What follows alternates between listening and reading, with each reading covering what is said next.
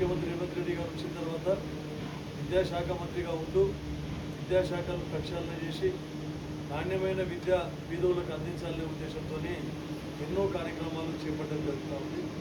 ఇప్పుడే జడ్పీహెచ్ఎస్లో summer camp కూడా ఏవైతే పిఎంశ్రీ స్కూల్స్ ఉన్నాయో వాటిలన్నింటిలో కూడా ఈ సమ్మర్ క్యాంప్స్ కండక్ట్ చేయడం జరుగుతూ ఉంది.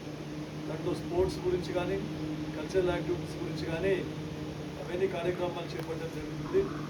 ఒకటే కాకుండా ఎవరైతే వీళ్ళు ఫెయిల్ అయిన వాళ్ళకి మళ్ళీ కోచింగ్ ఇచ్చి రెమెడియల్ టీచింగ్ అట్లా ఇచ్చి మళ్ళీ ఎగ్జామ్ కండక్ట్ చేస్తూ ఉంటారు.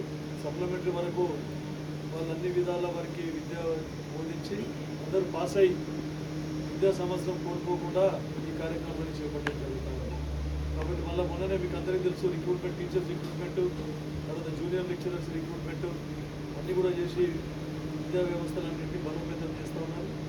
యూనివర్సిటీస్కి వైస్ ఛాన్సలర్ కూడా లేకుండా అట్లాంటిది ప్రభుత్వం వచ్చిన తర్వాత వైస్ ఛాన్సలర్ని నియమించి తర్వాత ఉస్మానియా యూనివర్సిటీకి 100 కోట్ల రూపాయలతోని హాస్టల్ రెనోవేషన్ కానీ క్లాస్ రూమ్స్ రెనోవేషన్ గురించి ఇన్ఫ్రాస్ట్రక్చర్ డెవలప్మెంట్ గురించి 100 కోట్లు కేటాయించడం జరిగింది. ఇట్లాంటి కార్యక్రమాలు చేపడుతూ విద్యా వ్యవస్థను బలోపేతం చేస్తూ ఉన్నారు. కాబట్టి దీన్ని అందరూ కూడా గమనించవలసిన అవసరం ఉందని చెప్తా ఉన్నాను. ఇంకా కూడా ప్రభుత్వానికి సహకరించి ఎవరైతే కాంట్రాక్ట్ బేసిస్ లెక్చరర్స్ కానీ తర్వాత రెగ్యులర్ లెక్చరర్స్ కానీ టీచర్స్ వాళ్ళందరూ,